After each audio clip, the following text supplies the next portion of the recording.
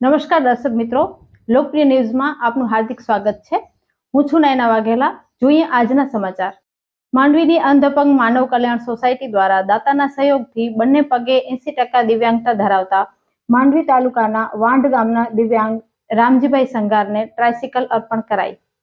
અંધપંગ, મંદબુદ્ધિ અને બહેરા મૂંગા જેવા દિવ્યાંગોના ઉત્કર્ષ અને તેમના સેવાકીય કાર્યો માટે માંડવીમાં છેલ્લા 32 વર્ષથી સતત કાર્યરત સંસ્થા અંધપંગ માનવ કલ્યાણ સોસાયટી દ્વારા જૈન જાગૃતિ સેન્ટર લેડીઝ વિંગ માંડવીના સહયોગથી માંડવી તાલુકાના વાંઢ ગામના બંને પગે 80% દિવ્યાંગતા ધરાવતા દિવ્યાંગભાઈ રામજીભાઈ મેઘરાજભાઈ સંઘારને 453મી ટ્રાયસિકલ તાજેતરમાં અર્પણ કરવામાં આવી હતી।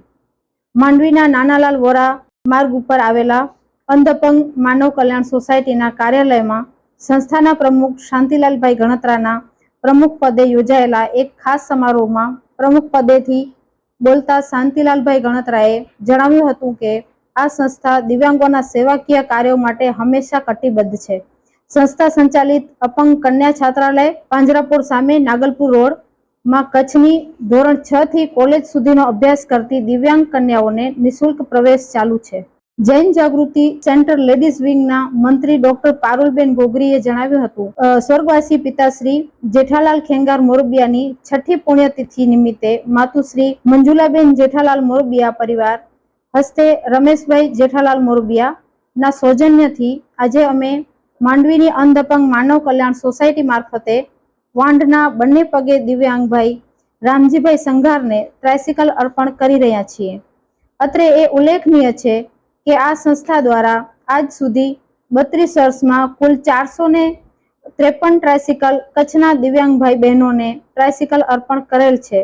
તેમજ દિવ્યાંગો માટે સંસ્થાએ આજ સુધી કુલ 4.5 કરોડથી પણ વધારે માતબર રૂપિયાનો સદુપયોગ કરેલ હોવાનું સંસ્થાના મંત્રી દિનેશભાઈ શાહે જણાવ્યું હતું।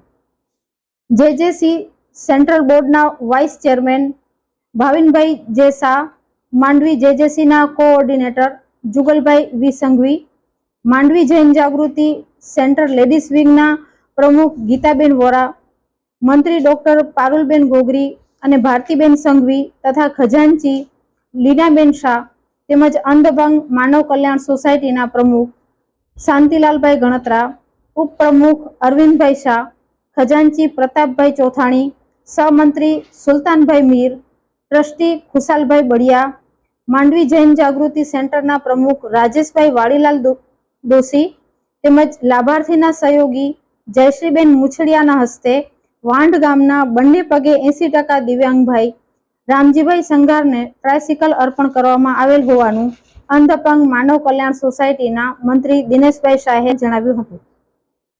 માંડવી પોલીસે મેરવ અને સિરવા ગામે અપહરણ માર મારવાના કેસમાં આરોપીઓને સાથે રાખીને ફેર પંચનામું કર્યું। માંડવી પોલીસે મેરવ અને સિરવા ગામે અપહરણ અને માર મારવાના કેસમાં આરોપીઓને સાથે રાખીને રીકન્સ્ટ્રક્શન કર્યું। માંડવી તાલુકાના મેરવ ગામના અલી મામદ નામના એક મુસ્લિમ યુવકને ઢોર માર મારીને રસ્તા પર ફેંકી દેવામાં આવ્યો હતો। આરોપીઓએ પોલીસથી નાસ્તા ફરતા હતા અને કોર્ટ મારફતે જામીન મેળવવાની તજવીજમાં હતા। કોર્ટે જામીન ન આપતા પોલીસે અટક કરી હતી। આ ઘટનામાં માંડવી પોલીસે આરોપીઓ કાદર શાહ લતીફ શાહ સૈયદ, હકીમ શાહ કાદર શાહ સૈયદ, અકબર શાહ અબ્દુલ શાહ ઉર્ફે ધવલ શાહ સૈયદ, જૈનુલ શાહ કાસમ શાહ સૈયદ, અલી અસ્કર ઇબ્રાહિમ શાહ સૈયદ તમામ વિરુદ્ધ ગુનો નોંધી કાર્યવાહી કરી હતી।